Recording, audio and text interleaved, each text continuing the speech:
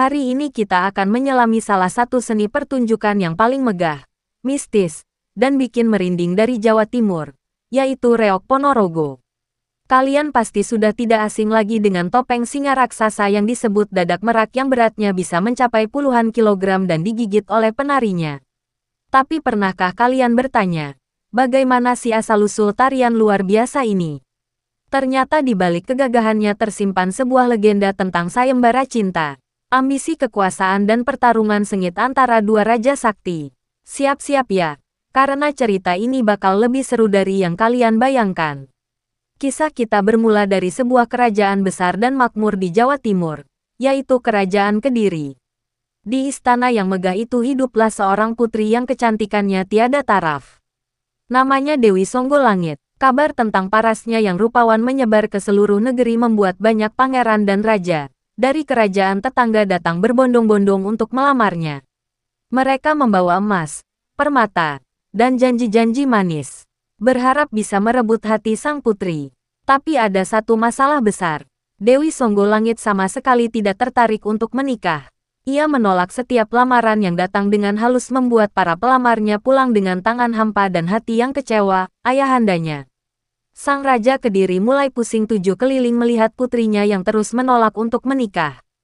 Karena terus didesak oleh keluarganya dan para penasihat kerajaan, Dewi Songgolangit akhirnya merasa perlu mencari jalan keluar.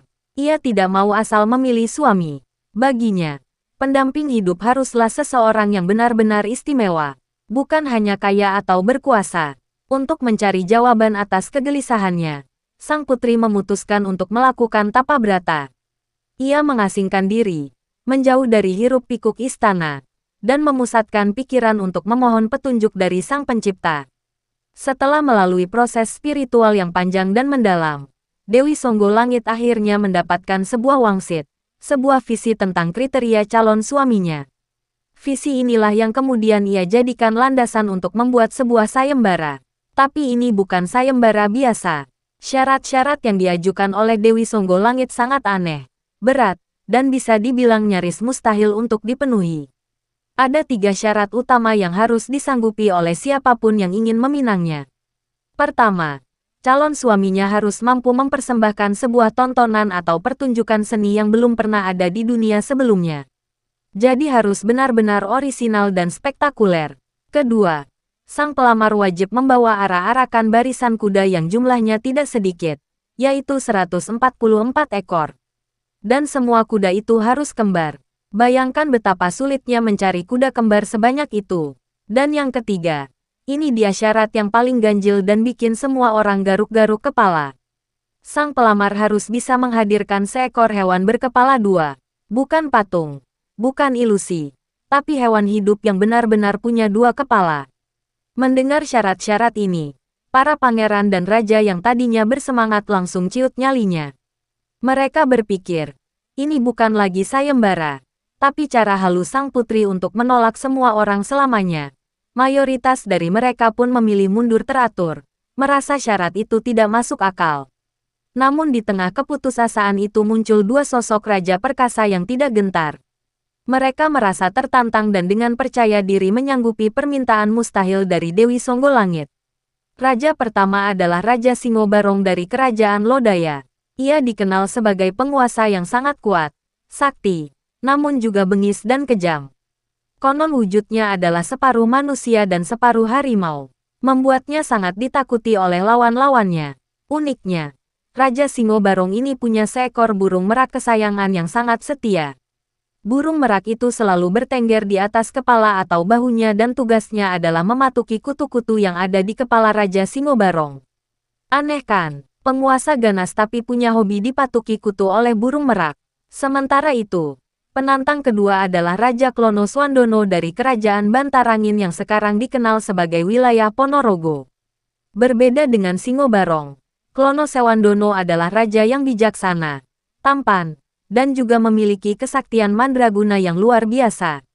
Ia memiliki sebuah pusaka andalan yang sangat legendaris, yaitu sebuah pecut atau cambuk sakti bernama Pecut Samandiman.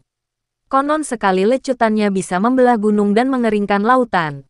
Kedua raja ini pun memulai persiapan mereka untuk memenuhi syarat sang putri. Mereka mengerahkan seluruh kekuatan dan sumber daya kerajaan masing-masing. Raja Klono Sawandono dengan kesaktian dan kebijaksanaannya mulai berkelana untuk mencari inspirasi pertunjukan seni baru. Ia juga berhasil mengumpulkan 144 ekor kuda kembar dengan bantuan kekuatan magisnya, pasukan berkuda ini. Ia latih untuk menjadi sebuah tarian yang indah dan gagah. Tapi sama seperti yang lain, ia masih kebingungan dengan syarat terakhir. Dari mana ia bisa mendapatkan hewan berkepala dua? Ia sudah mencari ke seluruh pelosok negeri, tapi hasilnya nihil. Sementara itu, Raja Singo Barong yang licik lebih memilih jalan pintas. Ia tahu bahwa Klono Suwandono adalah saingan terberatnya. Melihat kemajuan pesat yang dicapai oleh Raja Bantarangin, timbul niat jahat di hatinya. Singo Barong tidak mau repot-repot berusaha sendiri. Ia mengirimkan mata-mata terbaiknya untuk mengintai pergerakan Klono Suwandono. Rencananya adalah mencuri atau merusak semua syarat yang sudah susah payah disiapkan oleh saingannya itu. Untungnya, Raja Klono Suwandono bukanlah raja yang naif. Ia waspada dan memiliki firasat bahwa Singo Barong akan berbuat curang melalui mata-matanya sendiri. Ia akhirnya mengetahui rencana licik dari Raja Lodaya. Sadar bahwa bertahan hanya akan membuatnya menjadi korban. Klono Suwandono memutuskan untuk mengambil langkah ofensif. Ia tidak mau hasil kerja kerasnya dirampas begitu saja. Maka ia segera mengumpulkan pasukan terbaiknya. Di bawah komando patinya yang setia dan jenakah, Pati Bujang Genong. Pasukan kerajaan Bantarangin bergerak cepat untuk menyerbu kerajaan Lodaya terlebih dahulu. Mereka akan merebut paksa apa yang mereka butuhkan dari Singo Barong. Pertempuran pun tak terhindarkan. Saat pasukan Bantarangin tiba di Istana Lodaya, mereka menemukan sebuah pemandangan yang sangat ganjil. Raja Singo Barong, sang raja harimau yang ganas itu, ternyata sedang tertidur pulas di singgasananya. Dan seperti biasa, burung merak kesayangannya sedang asyik bertengger di atas kepalanya, sibuk mematuki kutu. Mungkin karena terlalu lelah atau terlalu kenyang, Singo Barong sama sekali tidak menyadari kedatangan musuh. Melihat pemandangan ini, sebuah ide cemerlang tiba-tiba muncul di benak Raja Klono Sawandono. Ia melihat Raja Harimau yang sedang tertidur dengan burung merak di atas kepalanya. Dari kehean siluet, mereka berdua tampak menyatu. Terlihat persis seperti seekor hewan berkepala dua. Satu kepala harimau dan satu kepala merak. Ini dia jawabannya, pikir Klono Sawandono. Ia tidak perlu lagi mencari hewan aneh itu karena ia bisa menciptakannya sendiri. Tanpa membuang waktu, Klono Suwandono langsung melesat maju. Pertarungan epik antara dua raja sakti pun dimulai.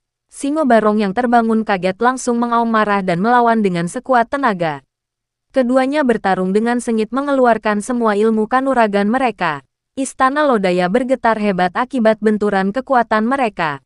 Merasa pertarungan berjalan alot, Klono Sawandono akhirnya memutuskan untuk menggunakan senjata pamungkasnya. Ia mengeluarkan pusaka andalannya Pekut Samsa Mandiman.